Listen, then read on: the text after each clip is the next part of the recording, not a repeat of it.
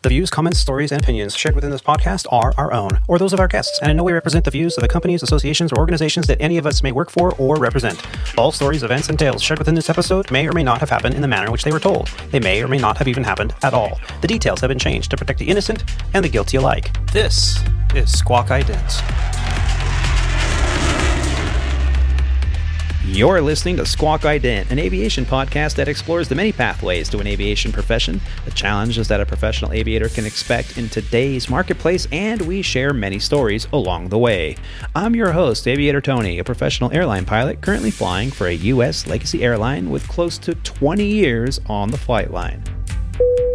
Welcome aboard Flight 93 of the Squawk Ident podcast, recorded on Wednesday, October 27th, 2021, from the Mobile Aviator Sound Studios high atop the 4th floor of the Cambria Suites Hotel in Denver, Colorado. Yeah, it's kind of chilly out there. On today's flight, we will explore fatigue, van driver tips, cockpit slobs, moderate or greater turbulence, max takeoff performances, and we also check in with Jon Gruber. You might remember Jon from Flight 52, Race, Fly, Build, and Flight 57, Fabrications and the Magenta Line. Jon will update us on the build progress of his Lancair Legacy. We will also be joined by Colonel Terry Schooler. The last time we caught up with Terry was on Flight 27, Apaches, C-12s, UC-35s, and Battalion Commander. He is going to fill us in on the recent RTAG event that he had attended and what it had to offer. Man, I used to really come up with some long titles. All this and more aboard Flight 93 of the Squawk Ident podcast. Let me just take this opportunity to again thank Christy Wong and Kevin Schaefer for joining us on Flight 92. Test comes first, lessons follow. Rob, thank you for that title. That was fantastic. Rob and I enjoyed hearing all about Christy's experience with her long-term ground school and being out on the line over at Sandpiper Air. We also enjoyed hearing how Kevin has been a big supporter in her aviation journey and her life. Now that our pre-flight is complete, let's get ready to push off the gate and start those virtual podcast engines.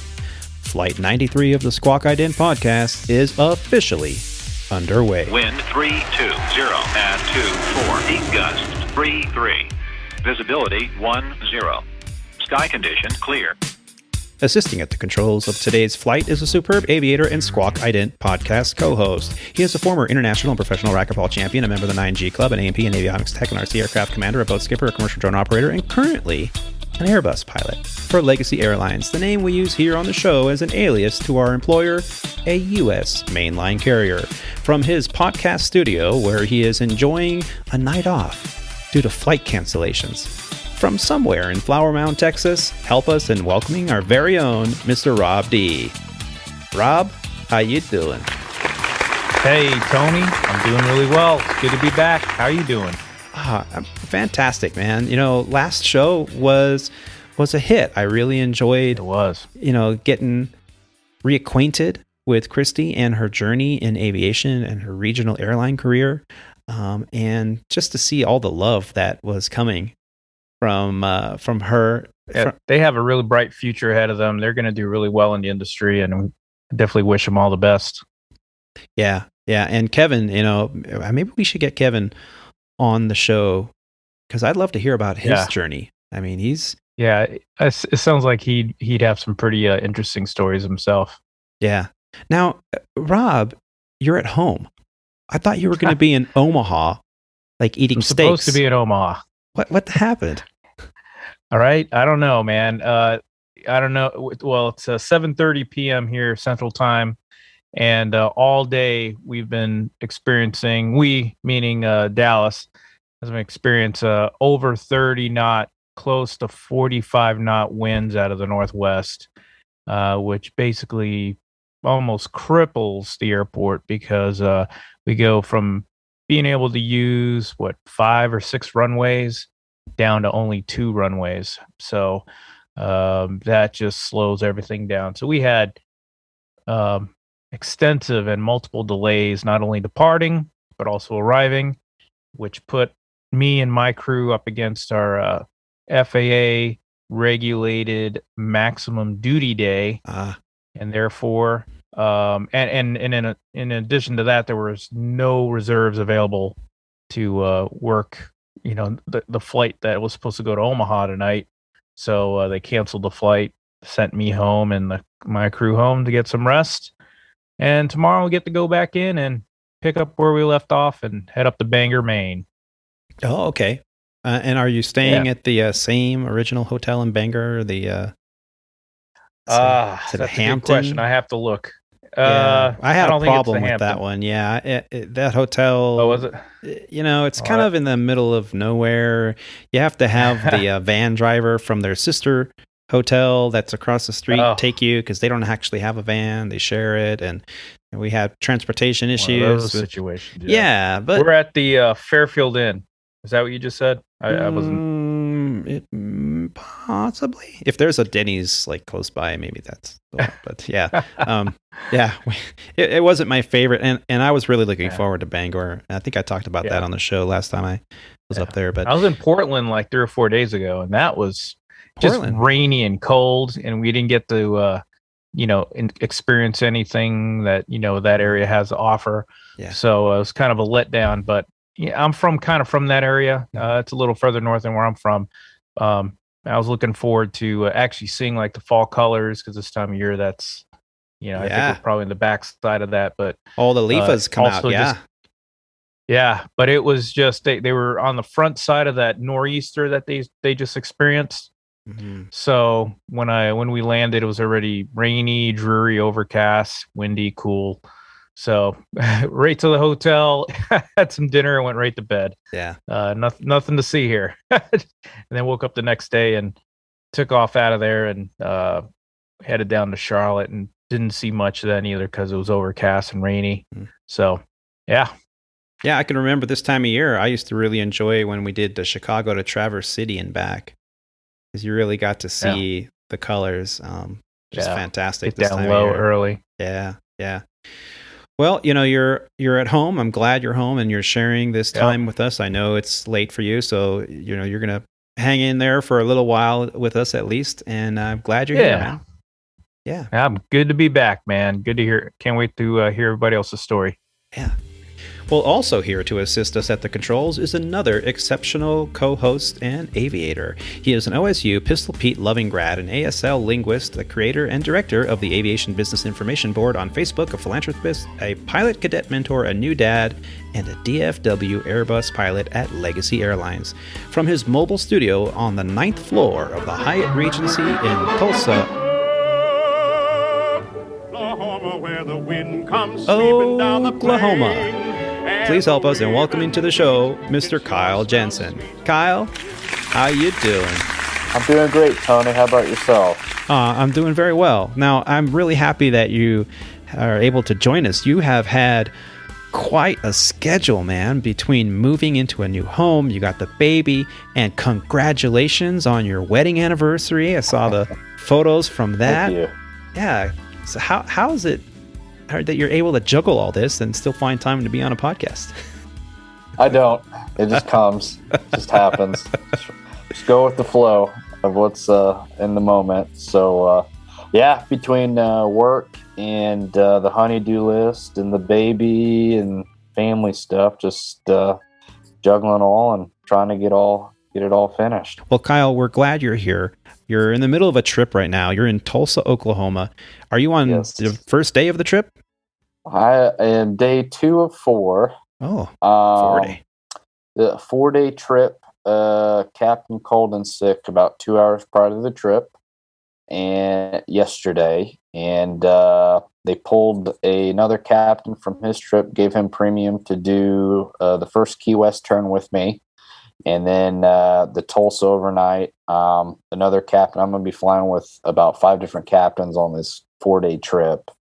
Got up to Tulsa last night, got out with the weather and all that. And then today we kind of sat standby at the hotel room. I didn't leave the hotel because the flight kept getting pushed back early this afternoon, since all the weather delays and all the wind there in DFW, like Rob was saying, went from 5 runways to 2.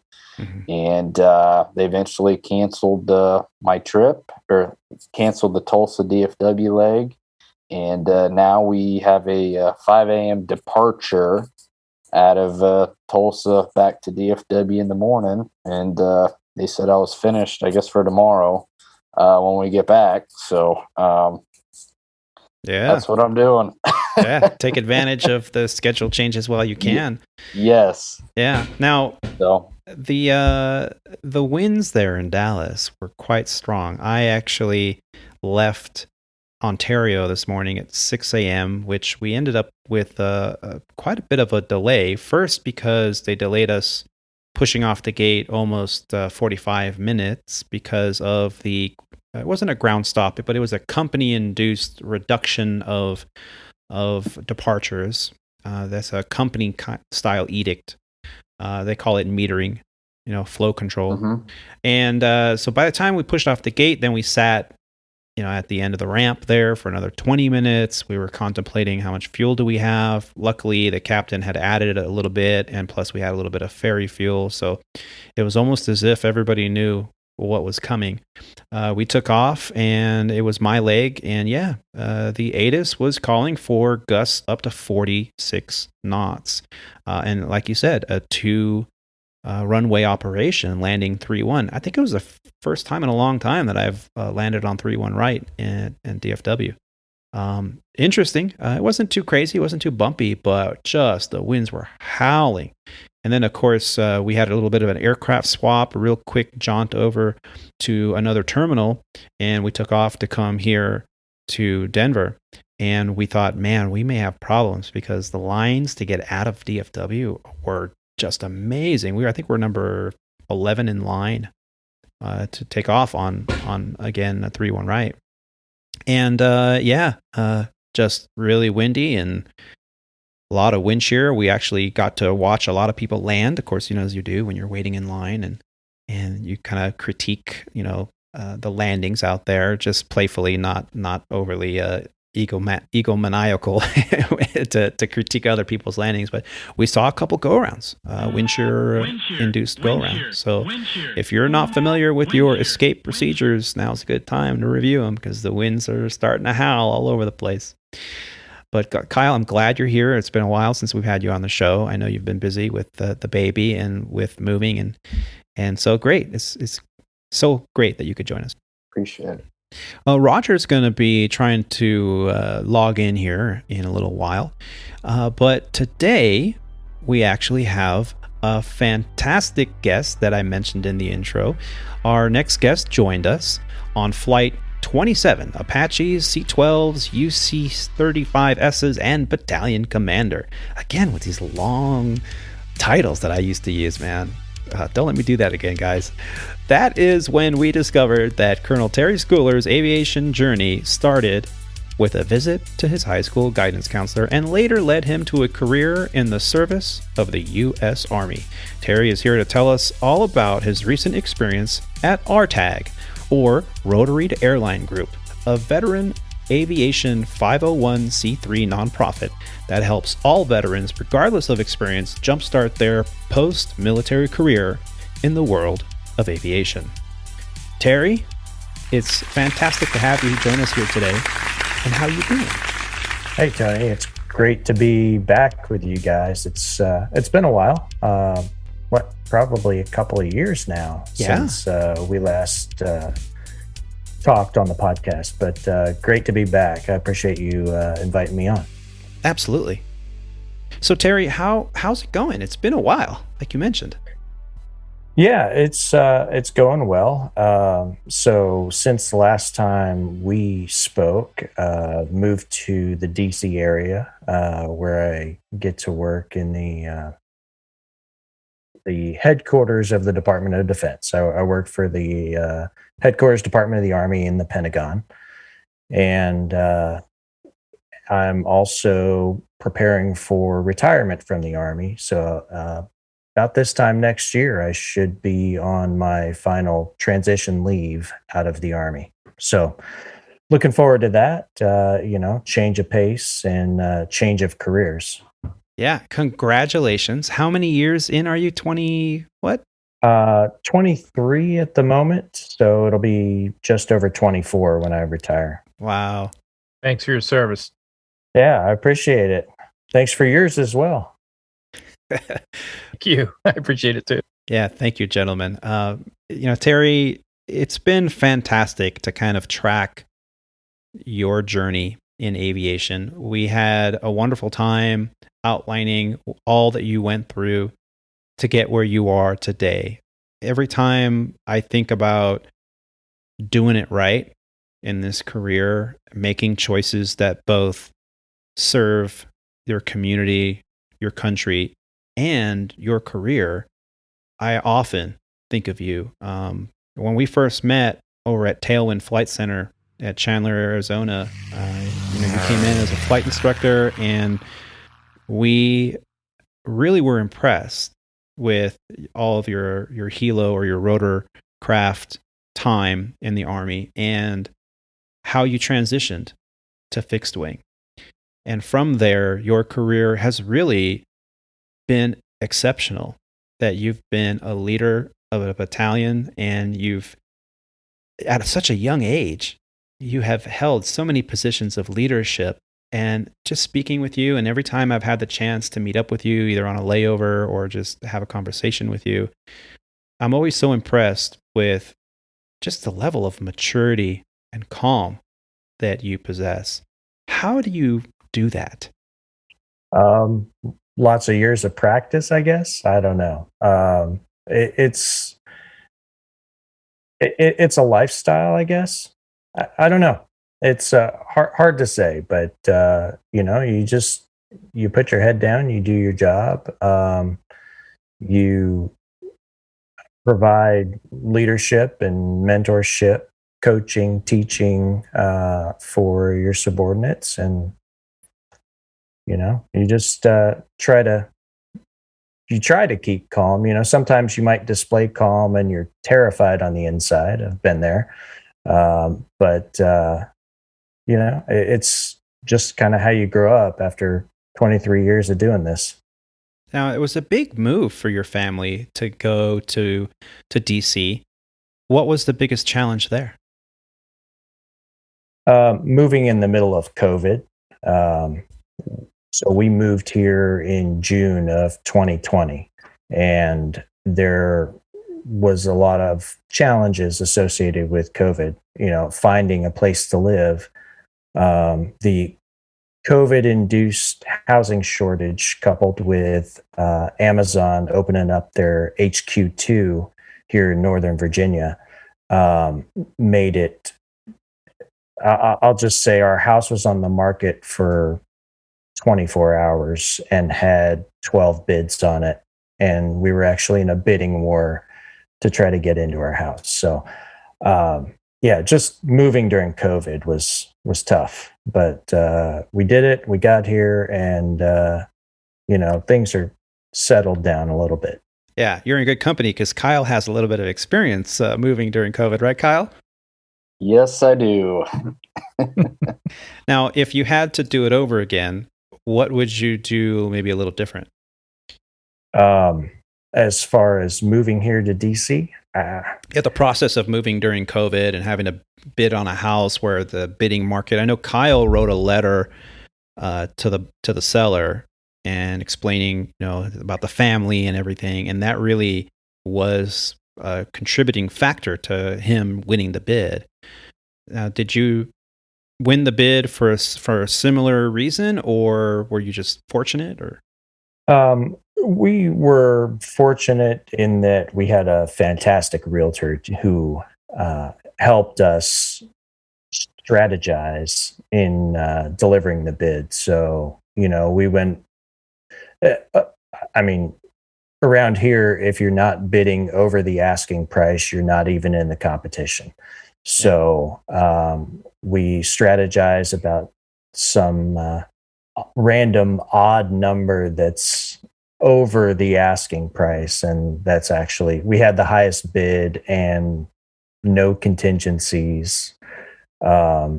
and that's really, I think we beat out the next closest bid by, it wasn't even $1,000, but that was close. Yeah. Now, in that process of moving during COVID, did everything go smoothly? Because I've never met anyone that has moved their family and everything went smoothly. And that's why I asked, what would you do different? Well, it never goes smoothly. I mean, you can do everything you can do to make it as smooth as possible, but it never goes 100% to plan. And having been an Army brat and then in the Army for myself now 23 years, I counted recently, I think it's 28. This is move number 28 for me. Wow. I'm 44 years old. Wow. So, Wow. You just kind of get used to it. Yeah. You think you might grow roots there? That's the plan. Oh, we'll see. So staying in the DC area would be the goal.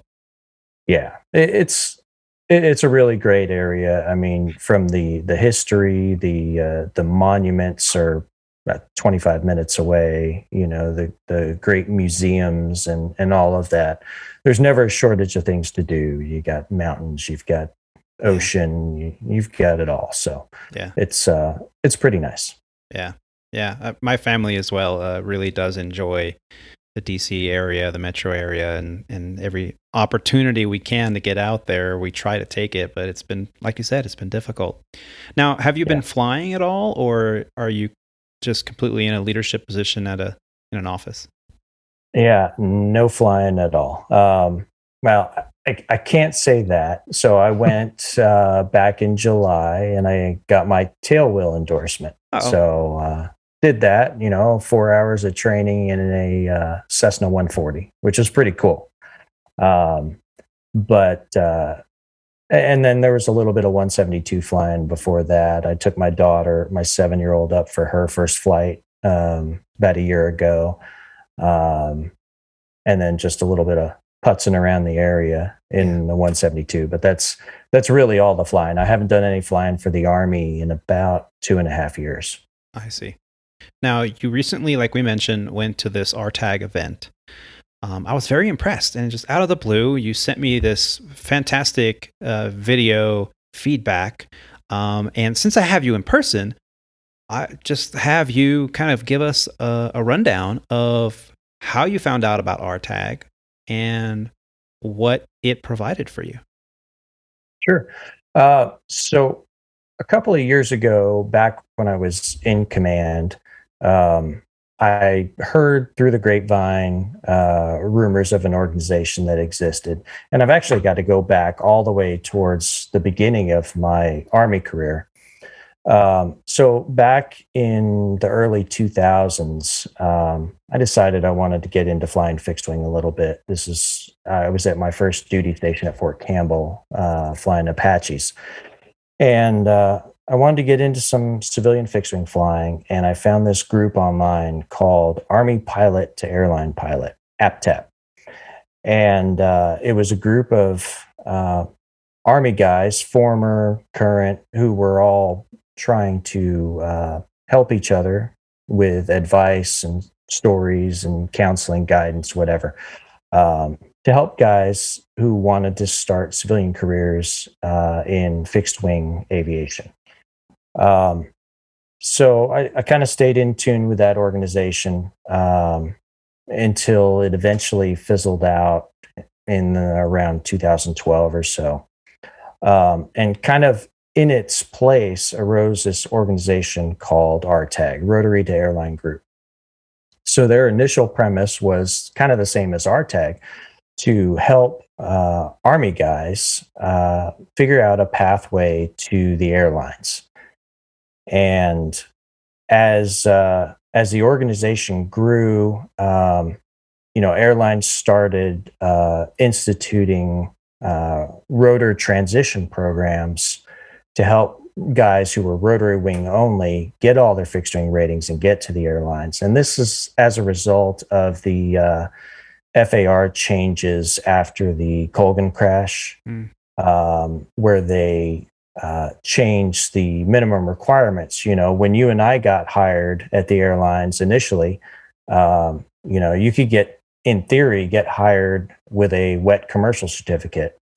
And those rules changed that. But what they did, they allowed some exceptions in there. So if you went to a university program, you were allowed a reduction in ATP minimums. But the most significant reduction was for military trained aviators. You can get your restricted ATP as a military trained aviator at 750 hours, vice 1,500 hours for a straight civilian trained individual. So what that caused the regional airlines to do is to reevaluate their hiring practices and try to figure out a way to get these guys at 750 hours. So they created these rotor transition programs. And basically what they ended up doing was giving these guys a lot of money to go get their fixed wing ratings, whether they paid them to the individual or the school, just depended. But then these guys would complete the program and go on to work for the airline and fly for the airline. So RTAG was a big proponent of these RTPs. Again, as I said, it started out as Rotary to Airline Group. It has since evolved, and their mission now, first off, they don't call themselves Rotary to Airline Group anymore. They just call them RTAG, because it's not just about helping Rotary guys get to the airlines. They are a veteran aviation charity, and their mission is to help any veteran find whatever kind of employment they're looking for in the aviation field. I see. So with that, they've hosted a few conventions in the past. I've not had the opportunity to go until this year as I near retirement, and I'm trying to pursue civilian flying once I retire. So they had this convention out in San Diego this past weekend on Saturday and Sunday.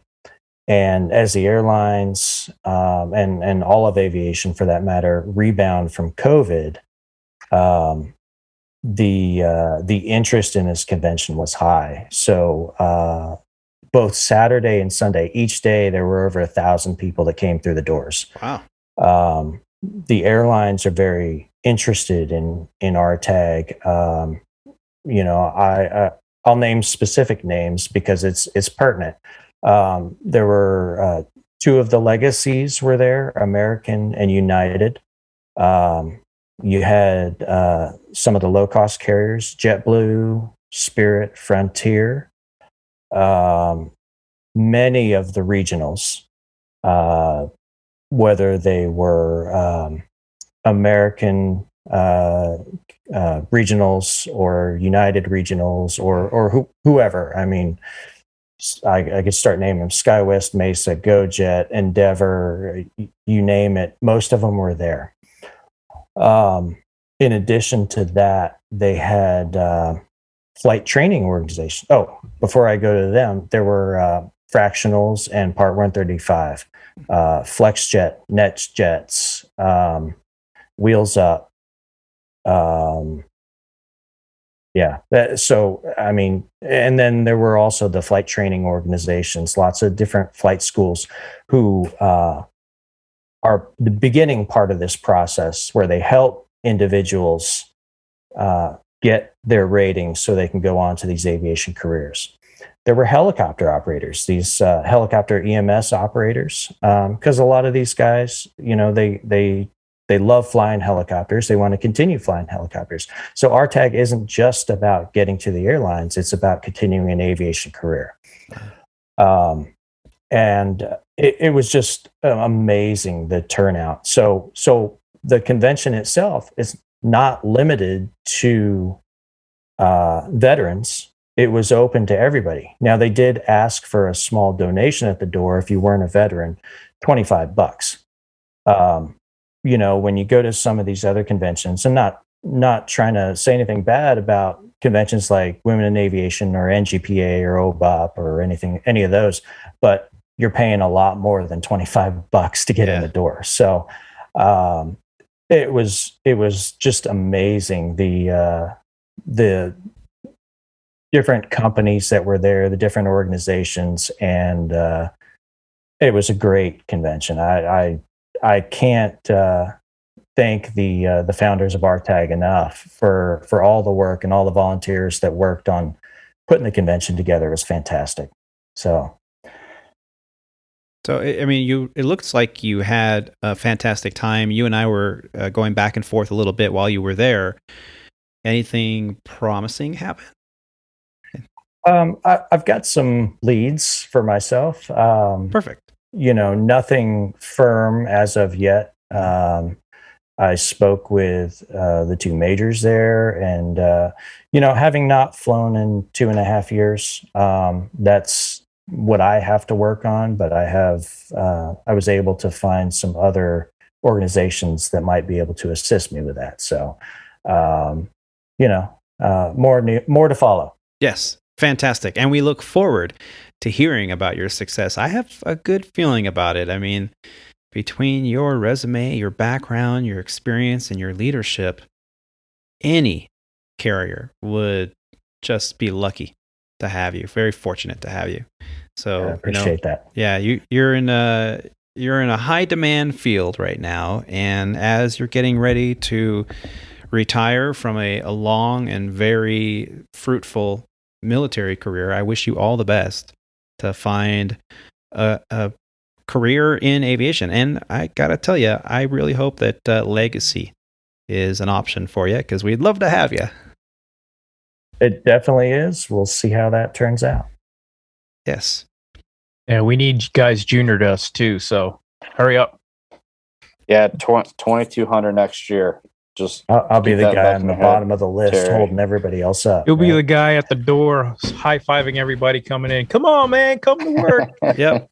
But, it won't last very long, because over 2,000, as Kyle mentioned, next year. A lot of us have been talking about that on the flight line, saying how the heck are they going to be able to train all of these people and keep up with all the recurrent training, all the pilots that came off of some of the parked aircraft, the wide bodies, and now they're going to other aircraft? Yeah, the cadet, Terry, I just want to tell you, we have, I work a lot with our Legacy cadet program, and I have cadets right out of high school all the way up through mid-30s getting their ratings, and all different levels are moving up through the ranks at regional and the Legacy carriers. And I have a lot of friends now that are civilian corporate 135 pilots that have been getting calls for interviews from all the different legacies here in the state. So just keep those apps updated, Terry. Keep flying, and you'll be somewhere before you know it. Definitely. It's I'm looking forward to it. Now, Terry, next year you're going to go through the transition of retirement. If you were offered a position here in the next, let's say, few months, would you be able to accept that position, or does your career in the military still have you full-time doing that? Yeah, so I'm full-time until late September of 2022. So even if I were offered a position, but on all my applications, it states that my availability is the first week of October. So, okay. So, about a year from now, and I think that year is going to fly by. I really do. Absolutely. Now, Terry, what else have you been working on? Any new hobbies or anything out there that you'd like to share with us? Other than getting wrecked by 14-year-olds playing Call of Duty, nah, not really.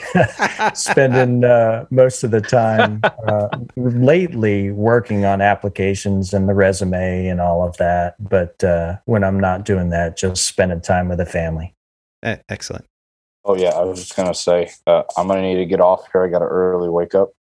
Okay. So just wanted to say I'm leaving. Okay, Kyle. Kyle, thank you so much for joining us. I know you do have that very early showtime Unless tomorrow. I can get somebody up here to do it for me in the morning, and that way I can sleep in. But No, man, get your rest because. See what I mean, Terry? We need help over here. We need help. Yeah, we're getting overworked, Terry. We need all the hands we can get. Yeah. That's for sure. Well, Kyle, thank you so much for joining us. Appreciate you joining us on your layover. Please get your rest. Fly safe out there, and we'll talk to you soon. All right. We'll see you guys. Well, now that Kyle has left the building, we wish him well with his required rest that he's supposed to be getting. So we do appreciate him joining us. Now, Terry, I have you here on the show. Can you stay with us a little bit longer? Yeah, definitely. Excellent. Rob, you've been flying all day long. Are you good to keep going, or what's going on? I'm tired, man. I'm ready to call it a day myself. I'm starting to see a double vision over here. Okay. Well, in that case, I want to say thank you to you for spending your time with us on the podcast. Always a pleasure to have you, my friend. All right. Thank you, Terry. Best of luck to you. Congrats on an awesome career in the Army. And hopefully we'll see you here at Legacy one day. Thanks, Rob. I appreciate it. All right. Take care. Roger, we'll see you, man. Hi and bye. All right. Take it easy, Rob. Have a good one. All right. Take care. Well, as Rob is saying good night, as you heard, joining us is another exceptional aviator. He is a professional CFI, II, and MEI flight instructor, a former Embraer 145 airline pilot, a King Air instructor, a Falcon 2000 commander, a captain, and a corporate operator as well. He joins us fresh from the Formula One weekend in Austin, Texas, from his layover in Napa, California. Please help me in welcoming back to the show, Captain Roger. Captain, how you doing? I'm doing all right. Glad to be here. I hope you guys are as well. I ran off the flight line and drove through some traffic, and here I am. I haven't eaten, but I'm here. I'm here for you guys. Oh my God. Well, we'll hopefully make up for the fact that you haven't eaten by having some stimulating conversation on the podcast. That's another thing you can tell is a little different between me and the airline pilots that are out there. If I was an airline pilot, I'd be off eating, and you guys would be waiting for me to make sure that I got back and I got my nutritional food, so I could actually, everyone else on the airplane can wait because I got to get something. You have, I think we talked about that last time. But I digress. Well, earlier, I'm so glad you're here, Roger. And we missed each other. I can't believe it. I got a trip. I land in Austin, Texas last week, which we're going to talk about here in a few moments. And I'm there, and we're texting back and forth about the podcast, trying to coordinate schedules with John and with Terry and with all of you guys. And I'm like, hey, what are you doing right now? And they're like, oh, I'm leaving the hotel. And I figured, oh, okay, you're on a layover somewhere. I didn't keep up. And I'm like, well, Terry just texted me. He's in San Diego. I was wondering if you're, and you're like, oh. And Terry just told us all about RTAG and his experience there, and a fantastic organization. And unfortunately, you guys weren't there. And then after texting a couple more times, I realized, oh, wait a minute. I'm in Austin. You were in Austin. How did we miss this? We should have had a beer or something together. And Formula One weekend in Austin was crazy. I mean, we got to the hotel and there's cars and women in tight sequence dresses walking around in heels and parties and music. And I was like, I got to write down some notes for my next podcast. So this is one of the positive times that you actually had from being at an airline where you guys have your preset hotels. Because I had no idea. This trip that I did had been on the schedule for a long time. I didn't really think much of it. I've been extremely busy lately, just back to back to back. I was in Austin. I totally forgot I was in Austin. That was not that long ago. And I got on the computer to make my reservations a couple days before, and there's no hotels. There are no cars. We were up in the boondocks, man. We were way up north without a car because there was no rental cars. The closest rental car I could find was like for $120 a day for like this little, Ford Fiesta down in San Antonio. That was the closest rental car I could find. So we're like Ubering everywhere, and we're staying up, not horrible, but up in Round Rock, Texas. Apparently away from the more exciting aspects of the F1 race, I guess, if you will. Downtown. But yeah, I'm sure downtown was hopping in Austin, and I missed that part because the hotel was ridiculously expensive too, just to find the room. The few rooms. Yeah. Yeah, our hotel had a Formula One merchandise right there in the lobby, and I mean, I didn't see any of them, but we heard about the really big name celebrities, Shaquille O'Neal, the Serena sisters. I mean, pretty crazy stuff. A lot of people were there. I'm guessing that's the Williams sisters. Oh yeah, you're the tennis guy, man. I don't know. Serena being one of them. One of them, yeah. She's the one that's on TV all the time, right? I don't know. Yeah. Well, that was another really busy weekend with the plane flying into there, and then I backed it up, with this one, and because it's even busier out here than it was last weekend in Austin. Yeah, it's been crazy, and it's a good thing, especially for us aviators, right? Yeah, absolutely. Yeah. So as we mentioned in the opener of the show, all the topics that I came up with, I wrote down in my notebook on that trip that I had where I was in Austin for the layover. Fatigue, van driver tips, cockpit slobs, moderate greater turbulence, max takeoff performance, landing at max landing weight, all this stuff. So let's kind of scratch the surface and walk everyone through it. That week, earlier this week, I should say, I flew this 4-day trip. I bid it. This is what I wanted. It was a 4-day trip that had a Hawaii layover in it, which I normally don't do that kind of thing. It's not 3 days on the beach. It's 4-day trips with one layover being in Hawaii, in Honolulu, as a matter of fact. And it was a short layover, 12 hours, and then right back at it, and then keep going. And I don't think I've ever done this before. It's always like out to Hawaii, one leg and one leg back, and you're done. I mean, it's a lot of flying. So I wanted to try it out. I wanted to see if it's worth the high time sequence. So I flew 4 days, a total of 9,463 nautical miles, 26 hours of flight time, under 79 hours of time away from base. Now that's the time that from when I clocked in at the beginning of my first day to the last day of the trip to when I was ready to, go to the employee bus and get out of there. So 79 hours in a row, I was working. On the 22nd of October, the day started early in the morning. The nice marine layer was coming in from the Pacific, covering the first half or the western half of LAX. And I sat in the employee parking lot that morning and actually watched a couple heavies take off, disappearing into the mist. It was fantastic. I actually have some recordings of that, and we'll feature them throughout these podcasts in the future. Now, flying to Honolulu out of LAX is fantastic on the Airbus for Legacy Airlines. It's a NEO, or new engine design, the NX, some people call them. The airplanes have CPDLC. They have all modern cabin with LED lighting, and they have the Wi-Fi, although Legacy Airlines Wi-Fi doesn't work over water.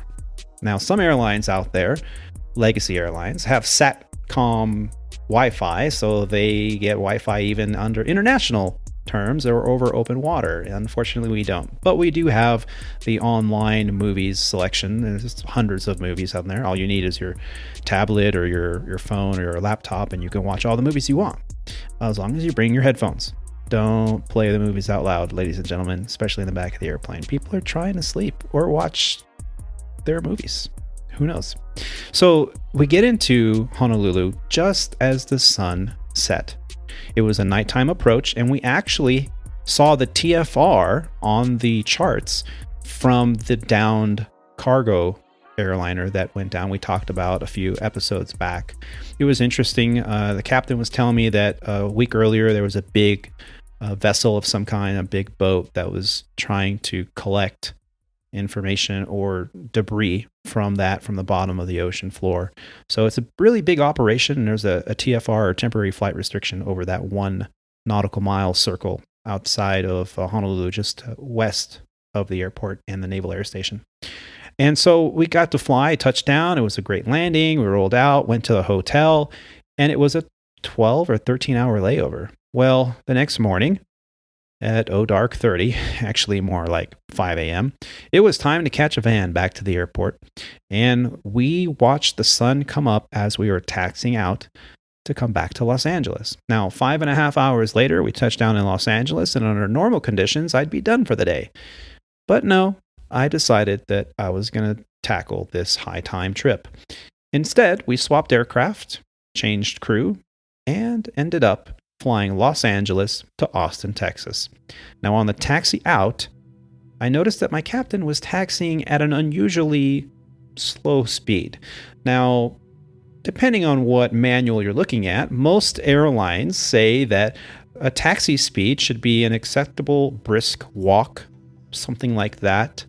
There are speed limits that most airlines will put on their flight crews. Don't taxi past a certain speed. Anything more than that is considered excessive. I believe ours is something like 35 knots or 34 knots, something like that. So you should never have an airspeed indication while you're taxiing. Well, this captain took it to the extreme, and I could have walked next to the aircraft. Now, I figured out what was going on. This was a premium trip for him.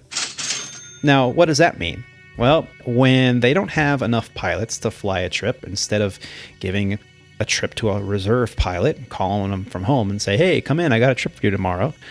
Well, if they don't have any reserve pilots, they offer 150% pay. Now, we know some airlines offer more. There's 200% pay, and we heard about that super premium critical coverage that's going on over at Sandpiper. What's it, 300% pay? I mean, come on. This is like an opportunity, right? Cha-ching. Do you see the dollar signs in my eyeballs? No.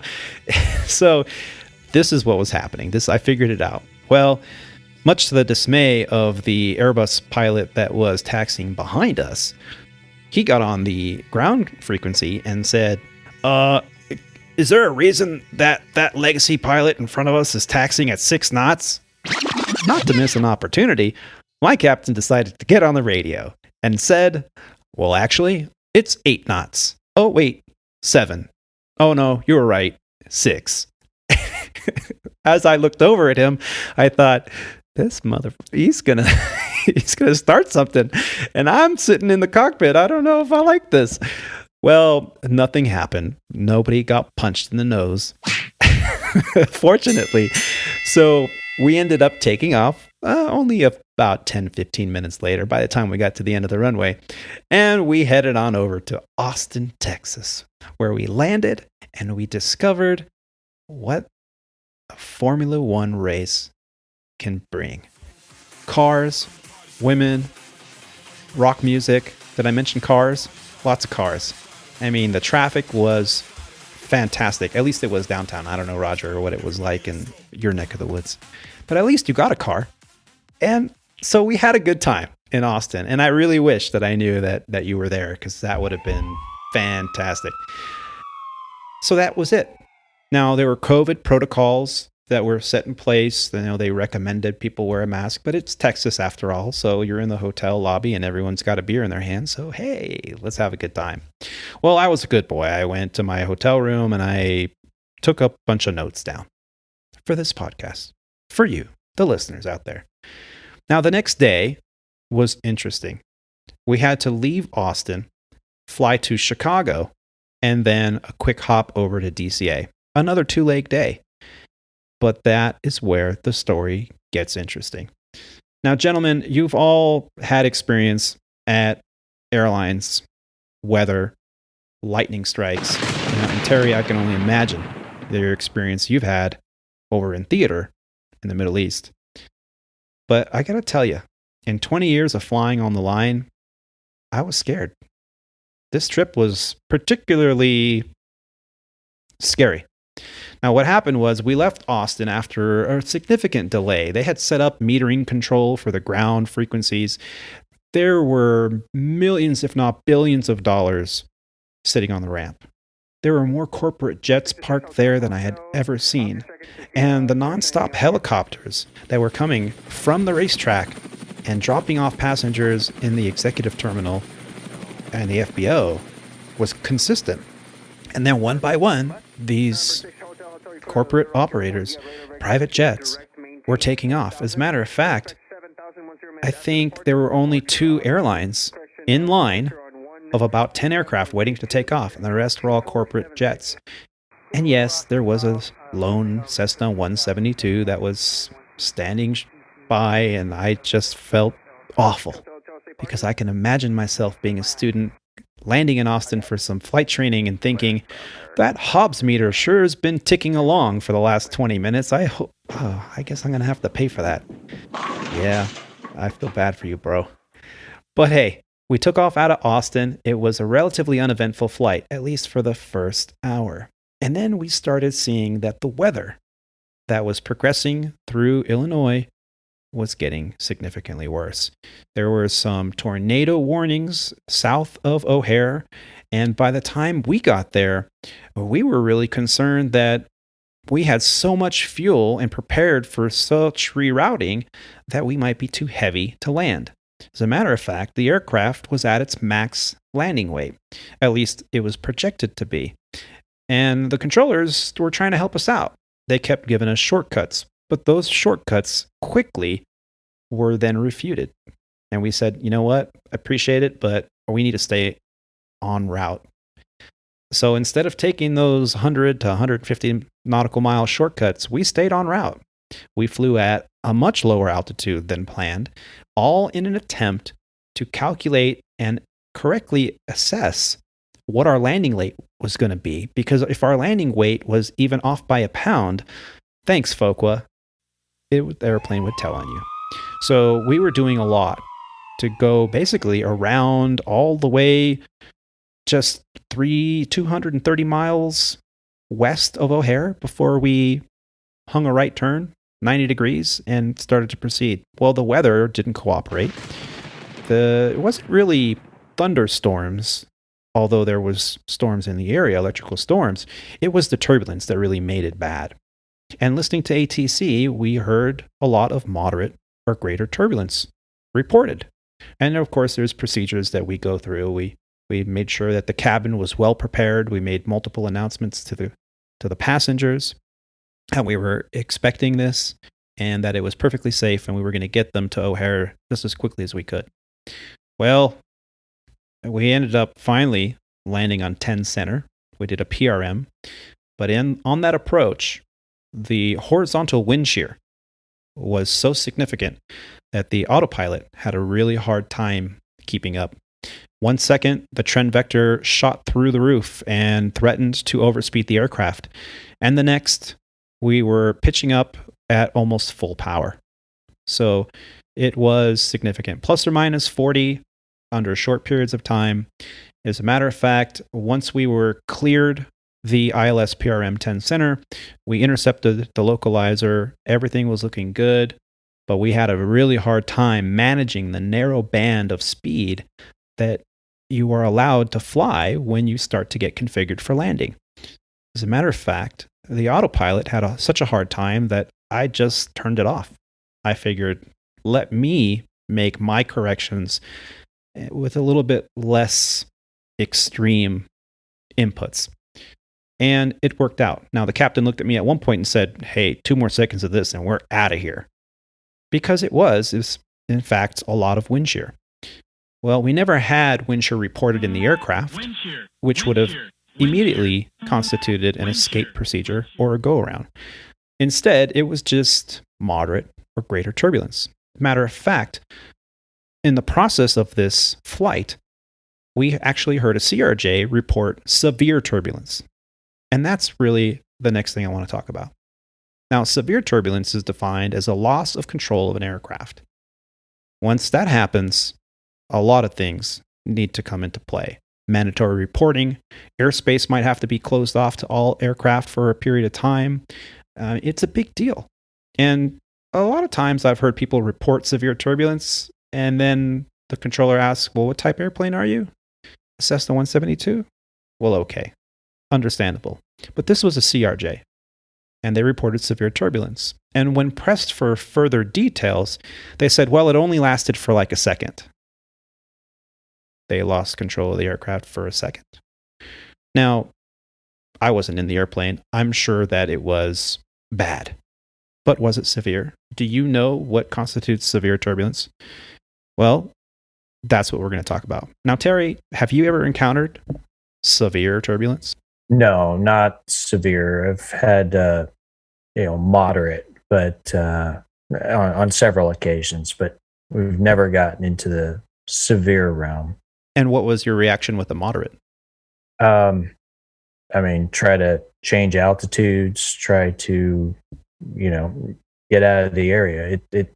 You turn the seatbelt sign on, which in a little citation is, they're already sitting, they're not going anywhere, right? But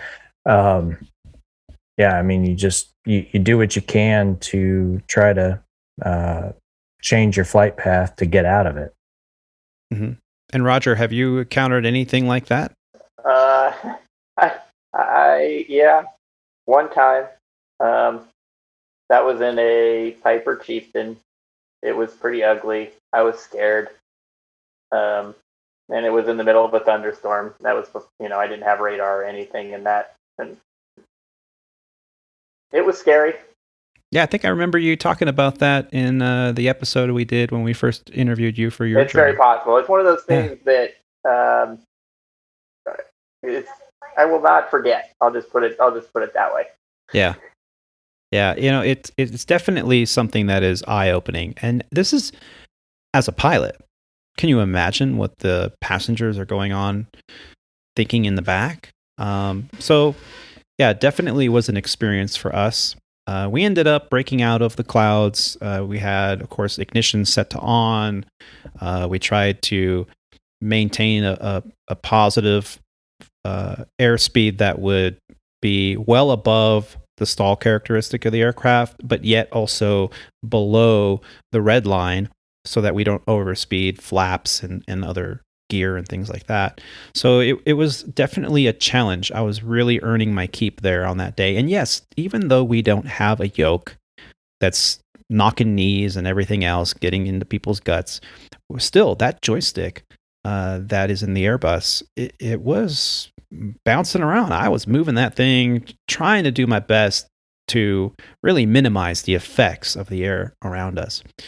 Well, it was a good landing.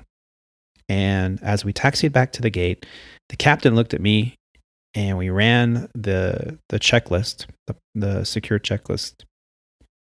And he looked at me, or the after landing checklist, I should say. He looked at me and he goes, I'm done. I'm just done. That was a lot of work. And that was strange coming from a captain who had been on the airplane for 20 years.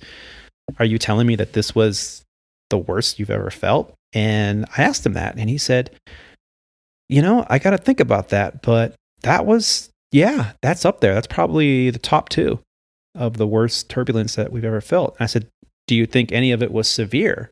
And he said, no, you did an excellent job keeping the airplane under control. I think maybe if the autopilot was left to run its course, we probably would have exceeded some kind of limitation, and that might have created other problems. But, we always kept the airplane right side up, and it did what you told it to do. So, no, it's not severe. It's probably just moderate or greater. So, we reported what we were experiencing, and as Ed did everyone else. Well, we landed. And as we taxied to the gate, I said to my captain, hey, I'm pretty sure that we got struck by lightning back there when we got that big flash. And he goes, yeah, I was going to mention that. I should probably have them do a suspected lightning inspection. And I'm like, well, that would be a good idea. I would, because, we were busy with the call outs and the approach. But yeah, we definitely, if it didn't hit us, it came real close. So that's what we did. We contacted MLC. We wrote up the airplane as a suspected lightning strike, as is the safer thing to do. And we thought, well, it's late. It's Chicago. It's going to take a long time for them to take this to the hangar, and maybe we'll be done. Well, no, they had 100+ people that needed to get to DCA that night, and they found us another airplane. So we went from a 319 to a 321. And we left significantly late because that airplane had to be now catered, fueled, loaded. And we took off. Now we went into DCA with an anticipated landing time of 1:30 in the morning. And DCA has a curfew. Now the curfew doesn't mean you can't land there. It just means it has to be scheduled operator. And if it's after a certain time, you have max landing weights that you have to comply with. And I didn't know this.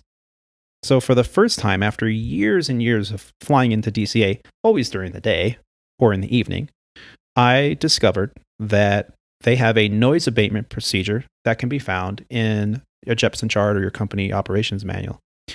Now, what the noise abatement procedure states is that for flights that are scheduled to land before the curfew at weights up to and including maximum landing weight, an extension is given to 22:30 local time or 10:30 at night, meaning you can land at your aircraft's operating max landing weight with prior coordination from dispatch. Now, we were significantly late. We were supposed to get there like at 11 something at night, and we ended up there at 1:30 in the morning. Now, what this curfew states is that during the hours of 2200 to 7 local, you have to comply with the following restrictions. And there's a list of all the aircraft that airlines fly in there for Legacy Airlines. And we had to look up the appropriate aircraft. It was a Airbus A321 with IAE engines. And the max landing weight had to be at or below 166,400 pounds, which is significantly lower than the structural max landing weight that the aircraft has on it of 171,000 pounds and change.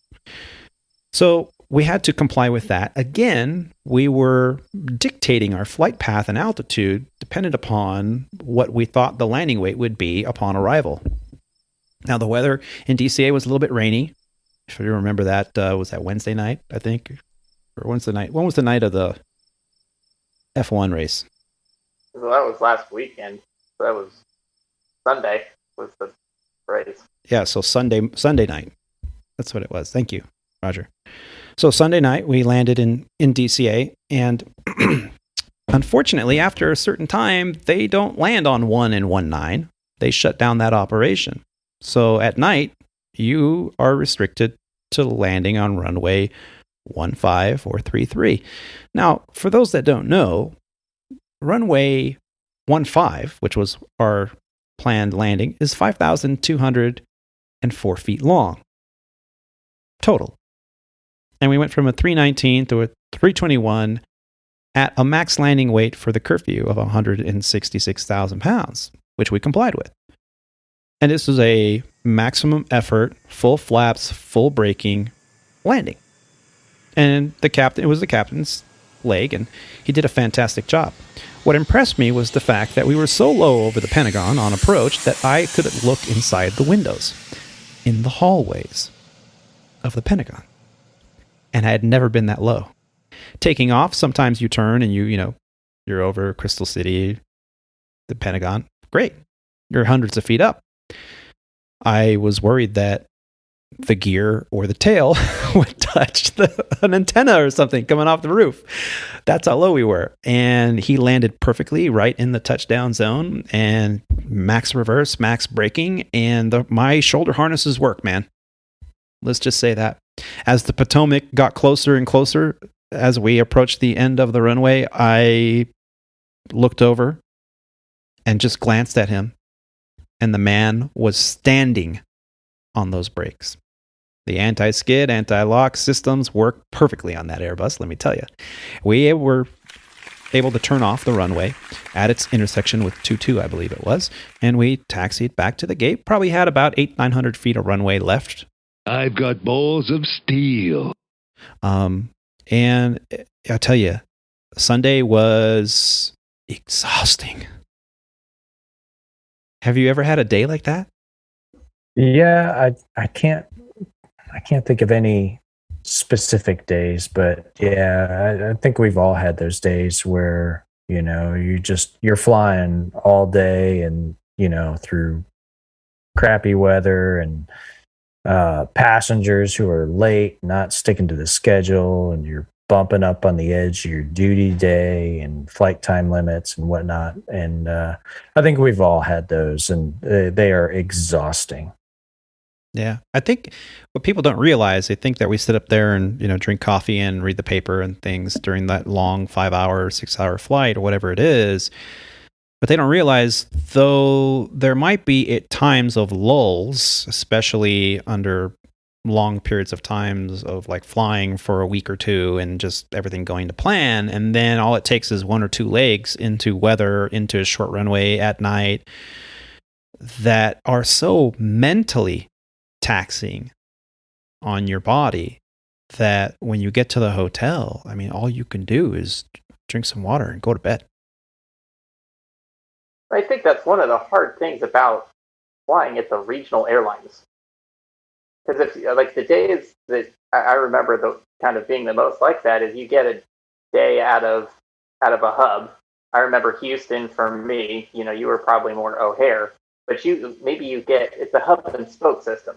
So you got this weather system that's over your hub airport, a major huge class Bravo airport, and you're doing an out and back.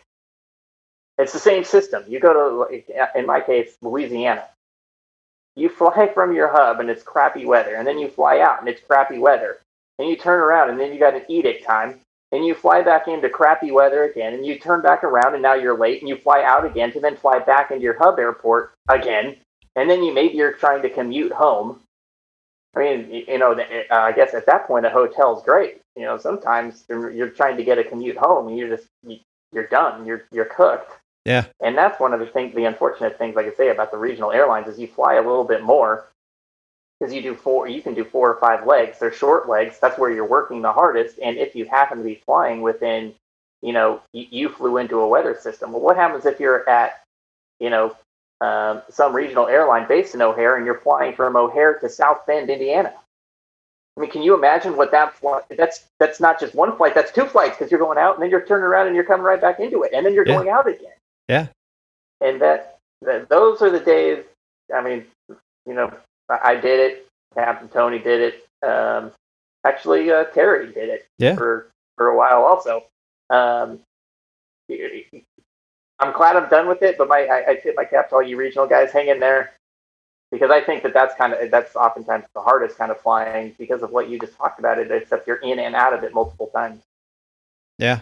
And in different time zones, I mean, you're dealing with, hey, I got up this morning at 4 a.m., body clock time. Potentially different time zones. That could have been 1 a.m. if I'm, East Coast or West Coast or whatever.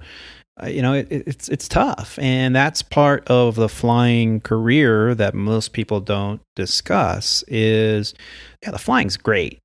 Going out and just grabbing a tailwheel endorsement and going out and just jumping in a Cub, that's fantastic. My heart races just thinking about that. We just had Christy Wong on the show, and she took me up in her Warrior. And that brought back a flood of passion for aviation. And you sit there and you go, I want to be an airline pilot and I want to do this. And you're a pilot, and your skills and your professionalism and your ability to recall procedures and policies are fantastic. And that's all great.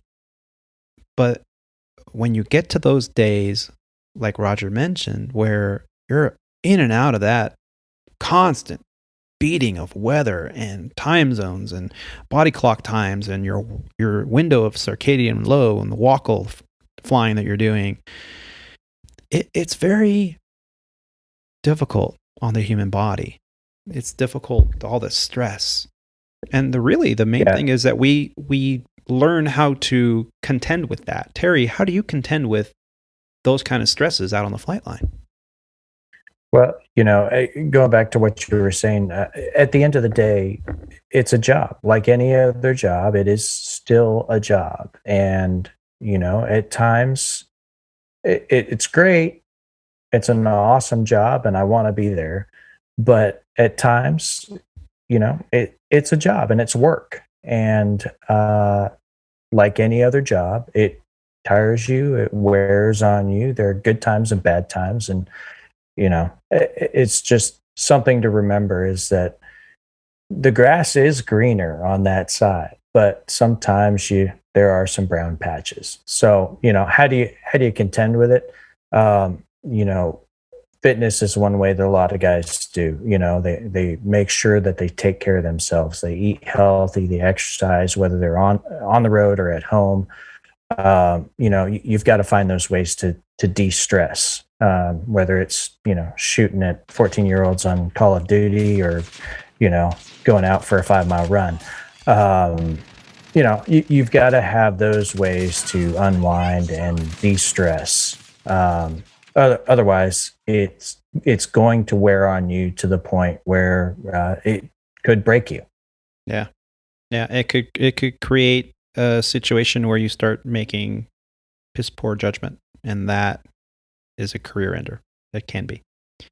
Now, just to clarify, earlier I said maximum braking landing, and I can kind of foresee this being an issue. No, we did not land with braking to max on the pre-selected braking. No, we landed braking medium, and then the captain kicked them off as soon as they start to grab, and he did manual braking and maximum effort braking, not landing with max brakes in the Airbus. Now, that trip was exhausting. We got to DCA, man, I passed out. I was going to work on notes for the show here, and it just didn't happen. And that's okay. It's fine. And like you said, Terry, fitness is the way I de-stress. And I went for my 4-mile run along the Potomac. I got to go around the mall there, the National Mall. I actually, instead of running the monuments, because they seem kind of busy and I don't like running around the monuments. It's a big faux pas to run on the monuments. Don't ever do that. But you can run around like the reflecting pool and things like that. But I elected to run around the streets. And there's a little bit of construction on the trail, so it was actually quite nice to kind of explore that area, Watergate and all that. And that's how I kind of de-stressed. And once I got cleaned up, I pretty much spent the afternoon in DCA and then off to LA, Transcon, DC to LAX. This is the day 4 of my trip. Now, the bad thing was that it was just starting to rain a little bit as we were taking off. And we thought, okay, this is going to be an interesting takeoff. Well, as soon as the runway gets wet at DCA, it's already a short runway, it really creates what we call a maximum performance takeoff situation. Now, in the Airbus, that is takeoff flaps to 3. Now, you can land with 3 in full. You can take off 1, 2, and 3. We had to take off at flaps 3. What that essentially does is it makes the wing surface area larger. Now, you can lift off the ground at a much slower speed. And when you have a short runway, like you do for runway 19, which was our takeoff runway, of a distance of 7,169 feet, and you're flying an Airbus A321 fully loaded with enough fuel to go from DCA to Los Angeles, you definitely need to do a maximum performance takeoff. And that's what it called for. So our TPS, our takeoff performance analyst or analysis paperwork, said that we had to do a flaps 3 APU on. Why APU on? Auxiliary power unit. That's because normally the engine bleed is bled off in sections in order to power the cabin pressurization system, the climate control, and all that.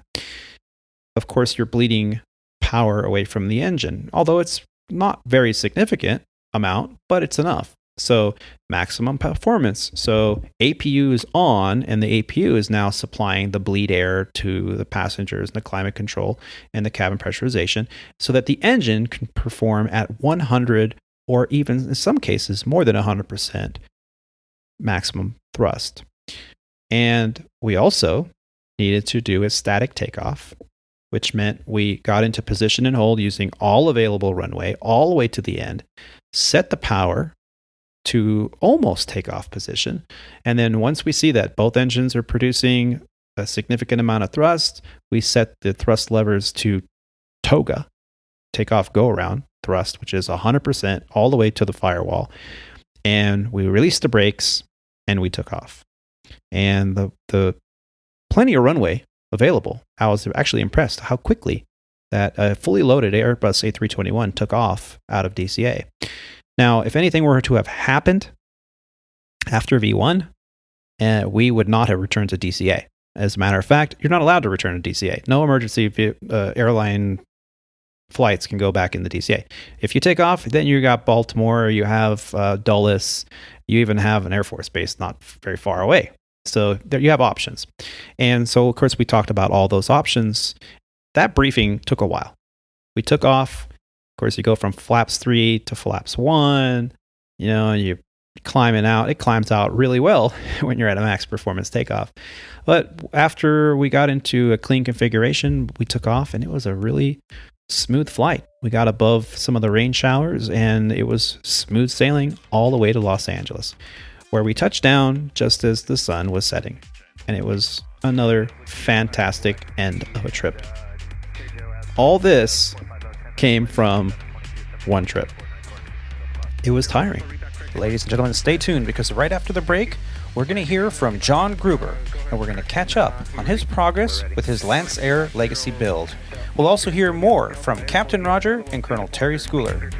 So stay tuned. Maintain 4,000. Express level 29010 minutes after departure. Departure frequency on 119.0. Squawk 7464.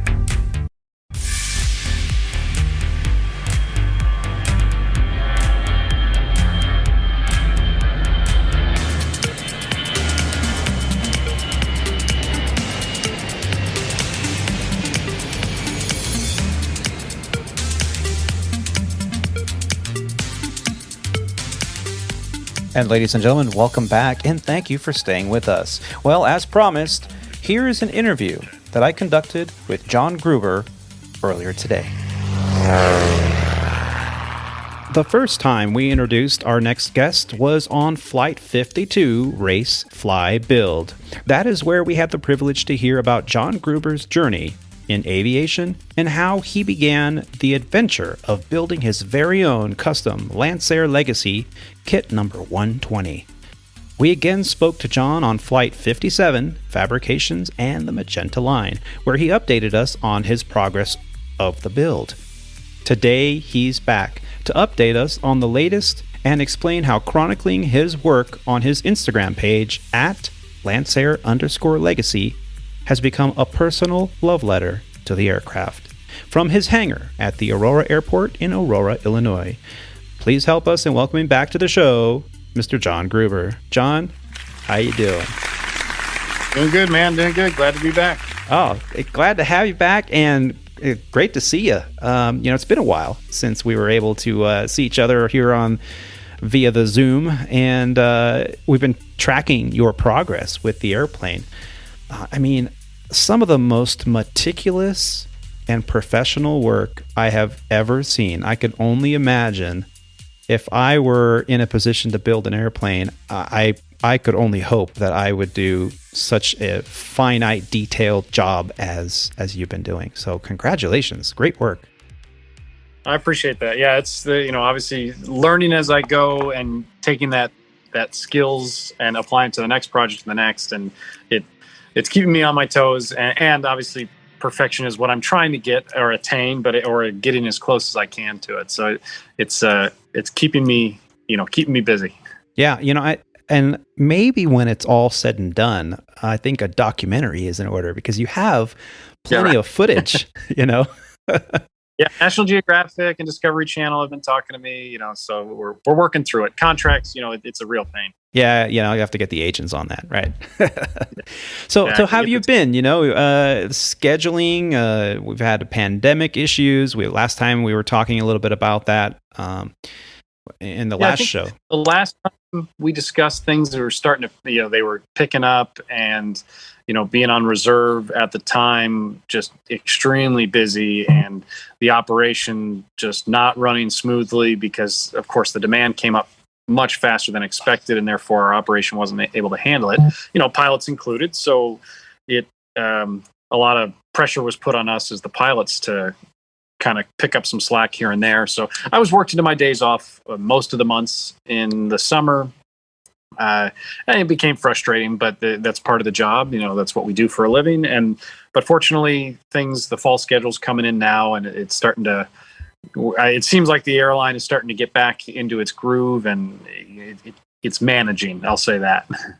Yeah, and I've noticed that too. A lot of the flights, there seem to be a little bit smoother in the way things are progressing, but yet we're still having issues. I mean, I just read yesterday that a 15-year-old boy punched a flight attendant in the nose and broke their nose, and they had to divert on a flight from JFK to Santa Ana, Orange County.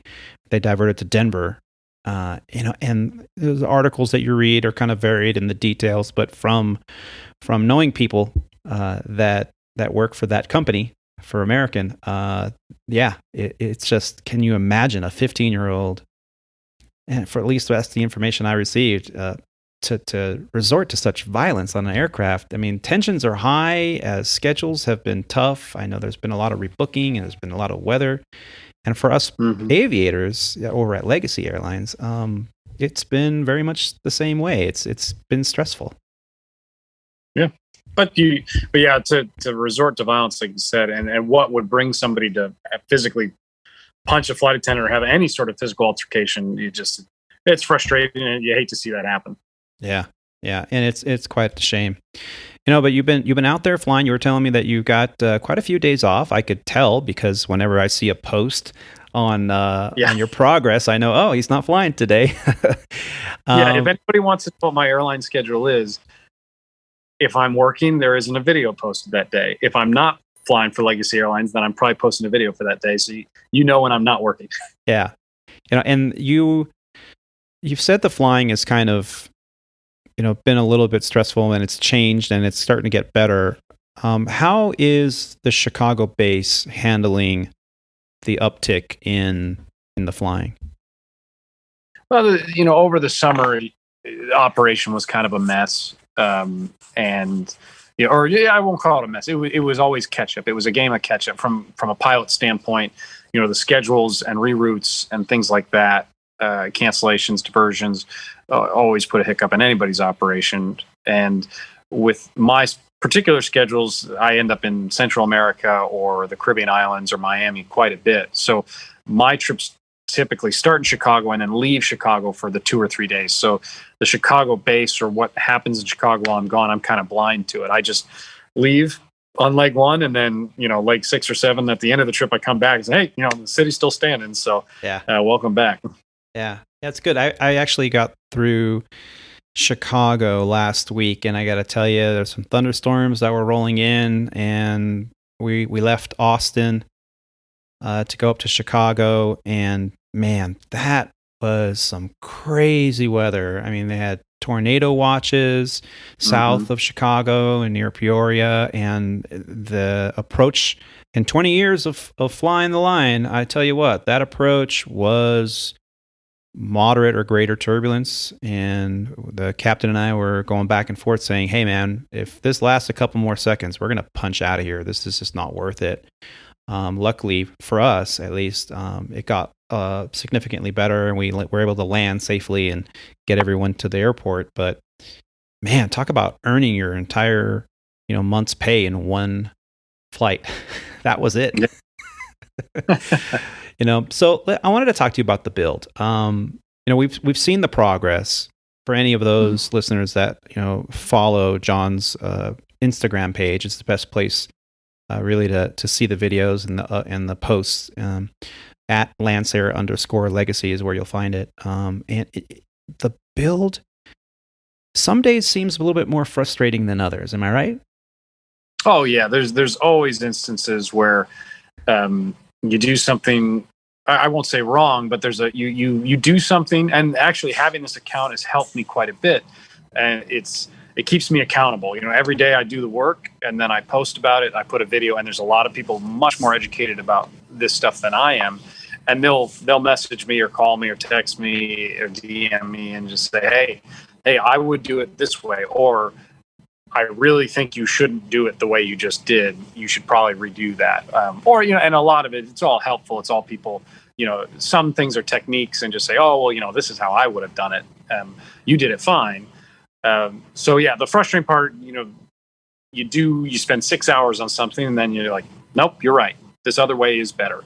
And I care about the project enough to take it all back apart and do it again the better way. Yeah. Oh, so yeah, the frustration really only comes from the time wasted. I hate going back and saying, oh man, my time is only so much. So I hate losing a half a day knowing that I screwed something up. Yeah. Yeah. Well, it's your first build. And do these Lancair Legacy kits come with instructions like IKEA, or are they more, you're just you have the general idea of what you need to do and you just kind of have at it? I would call it not comprehensive guide. There's certain techniques. There's certain things that have to be done a certain way, and those things are specific. But there's a lot of like doing all the body work and the paint and that kind of stuff. You either learn it or you have somebody who knows how to do it, or you learn how to do it and then you do it on your airplane. So. But there's certain systems like how the ailerons are rigged or how the rudder cables are routed through the airplane. That's pretty set in stone set of instructions because those, vital things were engineered, designed a certain way.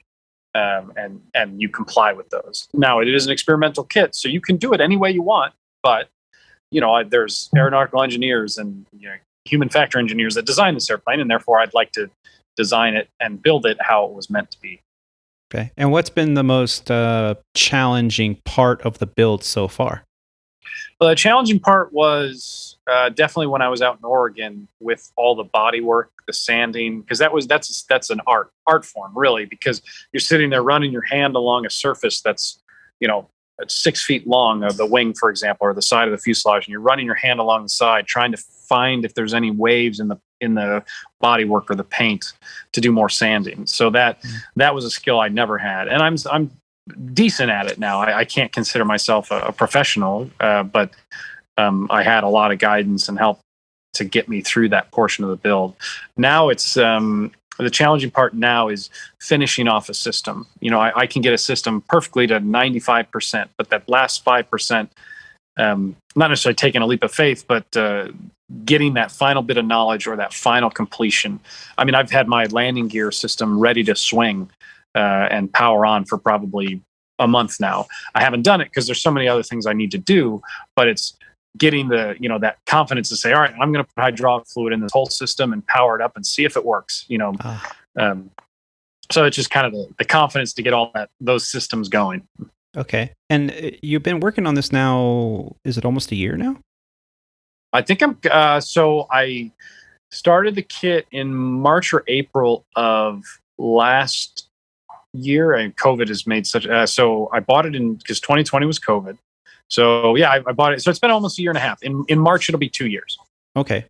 And your initial timeline, I remember you telling us that you wanted it to be ready for Reno Air Races 2022. Are you still thinking that that's going to be a plausible time frame? It's probably not. The goal now is to have the airplane in Reno for next year. I probably won't be racing it because there's a lot of other things I have to get through, training, formation flying, sign-offs, and I have to be able to go to pylon racing school in June of next year with it. So I doubt I'll have the airplane ready, flyable, ready to go to pylon racing school in June of next year. So, which is okay. With all the changes from COVID and the schedules coming back and working a lot more for the Legacy airline than I expected to be working, obviously the amount of time I've been able to put into Legacy is less. I'm still doing as adventurous of a timeline as I can, and my body and timeline is willing to do. But I doubt I'll be racing it at Reno. Yeah. And I also see from your post that you're spending some time just in the GA community. I see yesterday you were flying the TBM around. I thought that was so cool. And And you sent me photos. Oh yeah, I just picked up a motorcycle, a 900 RR, a Honda street bike. Oh my God. So how did that process work? Yeah, did you just decide to do this, or was it pre-planned? It was a little bit of both. A very good friend of mine has a TBM aircraft, and yeah, it's actually kind of behind me here. I purchased a motorcycle while I was on an overnight in New York.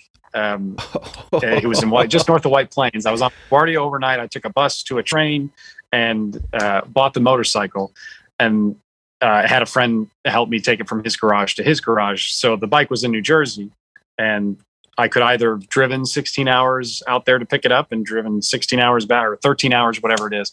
But I offered to my buddy who owns the TBM, and I said, hey, I got a possible adventure for this airplane. What do you think? And so we did a bunch of measuring of the doors and measuring of the motorcycle, and we're like, oh, I think it's going to work. And so yesterday we flew it out to New Jersey, and I had a friend with a cargo van. We had a ramp and put it in there, and we had to let air out of the front tire to get the motorcycle profile low enough to fit through the door. But it worked. Wow. We strapped it down safely. We drained all the gas out of the fuel tank, all that kind of stuff. So, but we had a nice smooth flight there and back. The weather was perfect. It was great. Nice. Yeah, I thought that was just so, interesting to see the photos, because I thought, man, that's a lot of work. You're gonna have to do all kinds of kind of calculations and weight and balance, and like you said, draining of the flammable fluids and all this thing to make sure it's safe. And wow, the fact that it fit through the door, and you had to let the air out. That's crazy. Good job. It was on the ridiculous level of my life. That's a pretty high one. That's actually a pretty cool story. Oh yeah. Well, we had to pull all the chairs out, and we did the weight and balance. It's 400 pounds, and it's just like 2 adult passengers essentially. Yeah. So in the grand scheme of things, as far as the airplane was completely capable, we weren't pushing the envelope of the airplane at all. Because that airplane will hold 6 passengers, and it was just me, one other guy, and the bike. So right. It was just the size of the door, and a testament to Cicada. You can now load a motorcycle into your TBM. Yeah, I don't know. Maybe you need to have some motorcycle transport service companies going up. It would cost way more than people are willing to spend. Yeah, that's very true. That's very true. It's nice to be connected. Oh yeah, it helps having friends that want to have some fun. Yeah. And now, can you show us a little bit about, or show us a little bit of the aircraft behind you? Yeah, sure. So walk you around. So definitely, you guys didn't see last time that the wings are on now. Got the 2 spar bolts installed there and an alignment bolt there, and just kind of showing a couple things. You've got speed brakes. I'm working on trimming the bodywork around the speed brakes so it'll sit nice and flush. Part of getting the wings on is getting the fuel tank all cleaned out, because there could be years of dust or debris or, like carbon fiber shavings. So what we actually had to do is I had to dump, 5-10 gallons of gas in here, and then flip the wing, shake it around, and then dump the fuel back out. So that was part of the process of that. And then exhaust has come. It's nice and ceramic coated with a really nice finish. So that's looking really good. I've got all my EGT gauges for exhaust gas temperature, CHT for cylinder head temperature, and then I've got kind of working on my spark plug wire routing, things like that. Electrical components are starting to go on the firewall, and then once again the other wing is on, and something I'm kind of proud of, that the flaps are back on, so I'm starting to get some flight controls operating, so the flaps all work in unison, both sides. So that's kind of an exciting thing for me. And then I can go in the back here in the cargo area where my flap motor is, and that will be hooked up to the flap system soon and operating. And then I don't think my hydraulic system, you can see all the aluminum pipe that I had to bend to get all of that looking nice and lined up. And so there's quite a bit that's been happening. And with the wings on, it's nice that it looks like an airplane now. So I think it conforms with the definition of an airplane. It's got a motor and it's got 2 wings. So that's kind of nice to see. Yeah, and I remember last time we spoke, you were thinking about Porsche green for a paint scheme. Yeah. Are you still considering? Yeah. Something. Yeah. I think I'm going to go a little more I hate to say mundane, but just simple. That would be a little, brash, I would say. Yeah.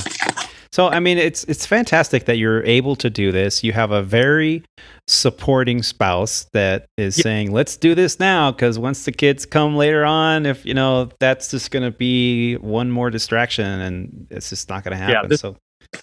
For people that haven't built or want to build, and I've had, people call me and ask me questions. Oh, could I do it? And it's a full-time job. I think I've said it before that, nothing gets done if you're not here, and there's nobody else to do it but you, which is great. I enjoy that. But if you have a spouse, kids, a job, a side hustle, all these things, that takes hours away from building an airplane. So if you want to build a kit, either have a very realistic goal and as in timeline, because I'm even missing my timeline by a little bit, but that's because of work, and which that's okay. But it's involved, and you have to have a support system. You got to have a partner or a spouse that's willing to just say, bye for the day, I'm going to go work on the airplane. So that is helpful to have that.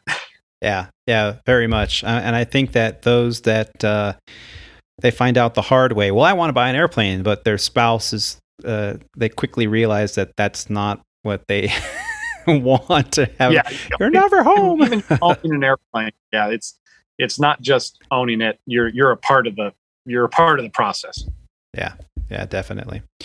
Well, I just want to say thank you for spending the time with us and showing us your progress on the aircraft. She's beautiful. I really do enjoy the videos, and I feel like, I'm looking forward to each time you post a new video. It's kind of like when I was a kid and I'd go home and look forward to watching This Old House or Bob Vila, and now I'm like watching John builds airplanes. Yeah, the kind of the video tracking has been a lot of fun, and I've even used it a couple times in referencing, because obviously I'm taking pictures of a lot of things and trying. I was balancing the rudder the other day, and I was going back through last year's pictures, trying to verify an exact location of an orifice inside the rudder so I could do something. And I was going back looking through a couple of videos, like, oh man, that feels like a lifetime ago. So it's nice that I've done this, and I will humbly say I did this for me.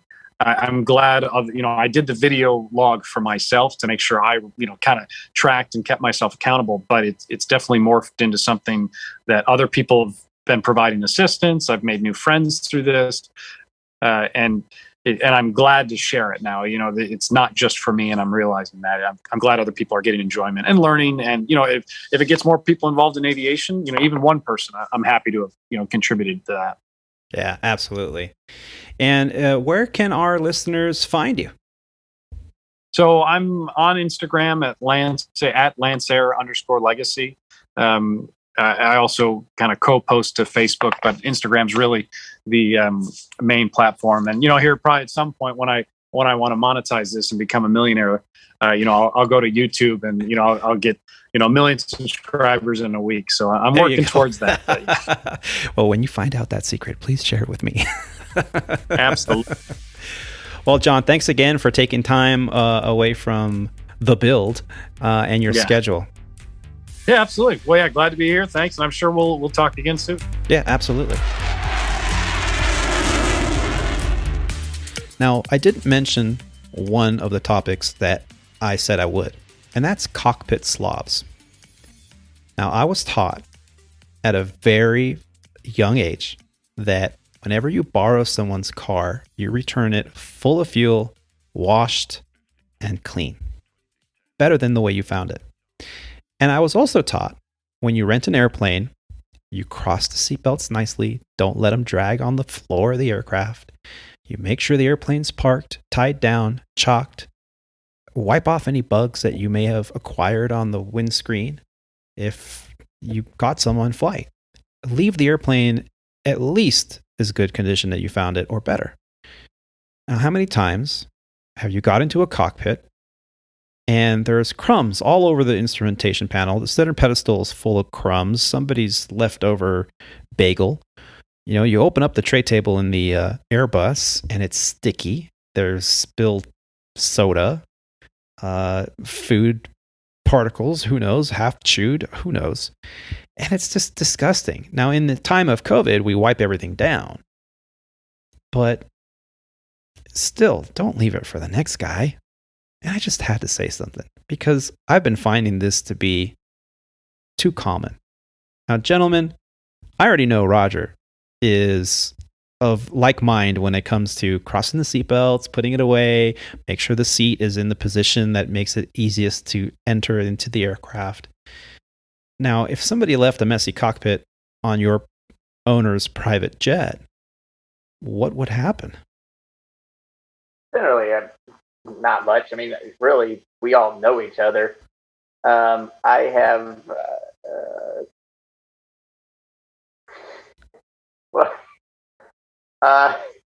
Roger's contemplating what he can and can't say. He doesn't want to call anyone out for fear of retribution. Exactly. I fight with the same people all the time. I mean, if somebody were to come across this. Well, let's just say hypothetically, when you were at the airlines or at the cargo outfit that you were flying, and you found a cockpit that was messy, how do you react to that? It's annoying. Fortunately, I did not have that happen, and even right now, I don't have that happen very often. There have been a couple times in my current job where it's kind of like, really, guys? And it's easy for me to just pull up the schedule and go, okay, that's who it was, and I don't do anything. I don't say anything because, like I say, fortunately, it does not happen very often, and we all, make mistakes sometimes.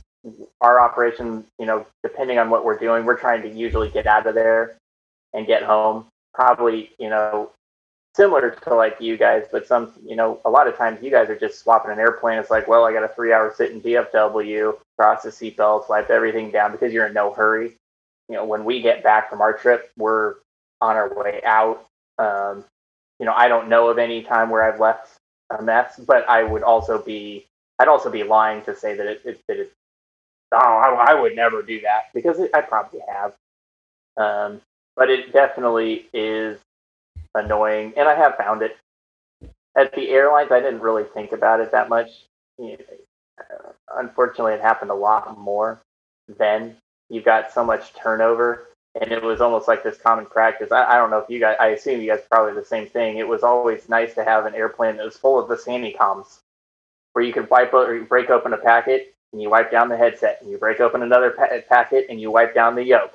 And you're wiping down everything because it was just a common thing. It's like when you get in the airplane, you're going to have 2 or 3 Sandycoms to wipe everything down because it's what it was. Yeah. And it's still like, especially now in the age of COVID, that's very much a common practice. As a matter of fact, the inventory of Sandycoms and hand sanitizer and stuff is plentiful, and there's never a shortage of that anymore on the flight deck. I'm sure it was always the downer when you couldn't find him, and I'm sure now that never happened because I assume you're probably mandated to wipe everything down. Oh, we hand one to every single passenger that boards the aircraft. Right. Yeah. I've been that passenger a few times. Yeah. Yeah. And Terry, have you? This past weekend. Oh, were you? I'm sorry. I'm flying out to San Diego. How was that? I didn't know what to expect getting on the airplane, but as I walked on the airplane, the flight attendant handed me a wipe in a little package, and I got to my seat and proceeded to wipe everything down. And I looked around and noticed the other passengers wiping their hands and their face and all that. I'm like, okay, whatever. You do what you want with it. And the seatbelt, I mean, that's really okay. Sure. Yeah. I remember flying an ExpressJet, and you knew you were getting into a cockpit after somebody who took pride in what they did when you would get into the cockpit and you'd see clipped to the yoke a Sandycom. They'd have it in the little paper clip there. You had probably flown after I had flown it.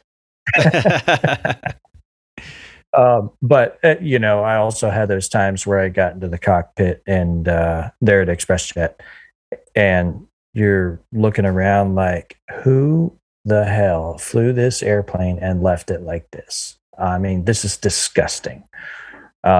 and then you make extra sure to wipe everything down and, you know, brush all the crumbs off the seat and dig crumbs out of the cup holder. In my Army flying, it wasn't, I never ran into anything that bad, you know. Occasionally, and I'm guilty of it too, someone might leave a Coke can, you know, in the cup holder. But generally, and usually because of the type of individuals that we flew, you know, our typical passenger was a 2 or 3 star general, or overseas, even flying diplomats.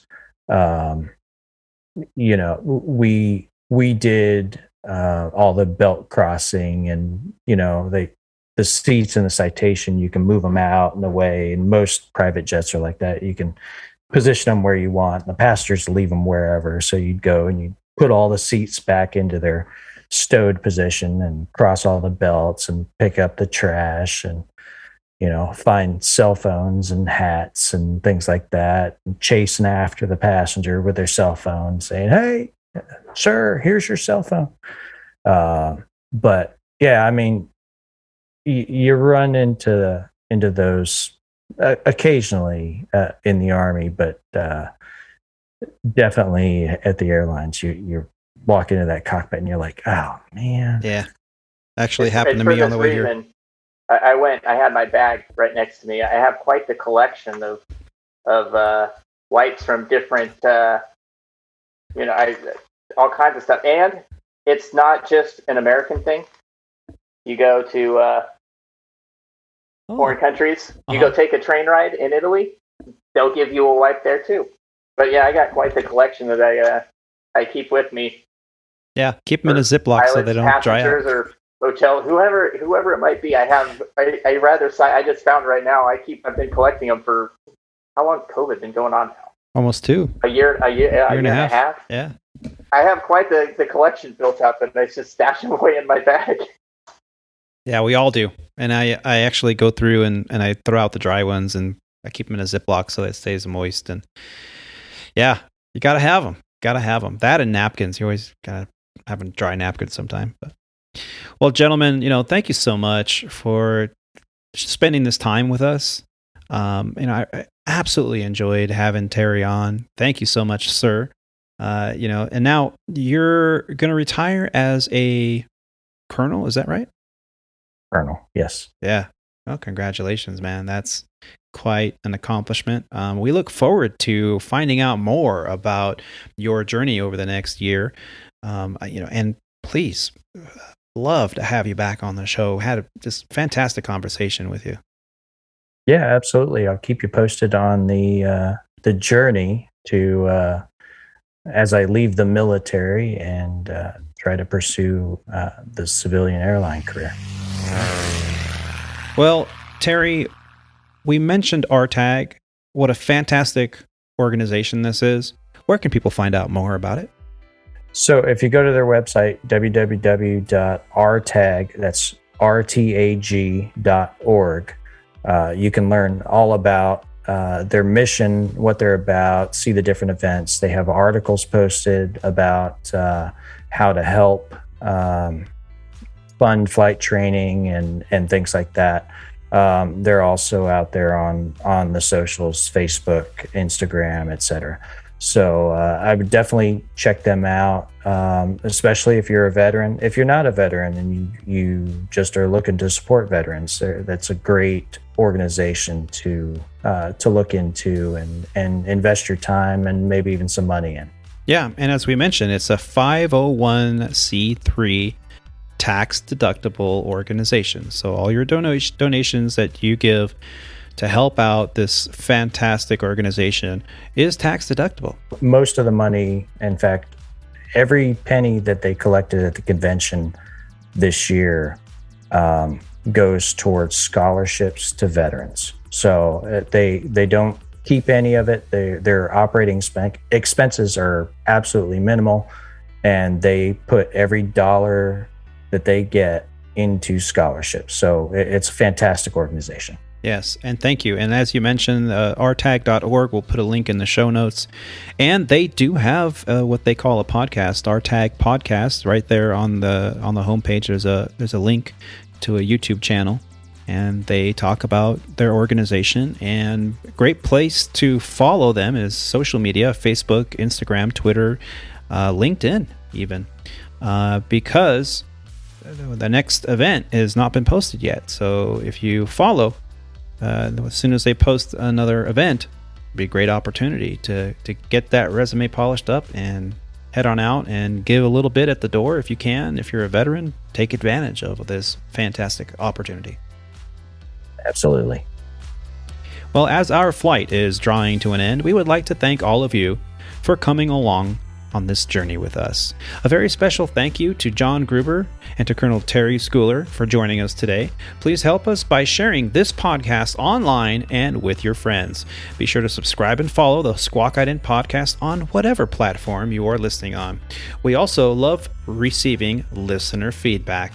You can send us an email or even audio feedback via our website at aviatortony.com. That's Alpha Victor, the number 8, Romeo Tango Oscar November Yankee.com.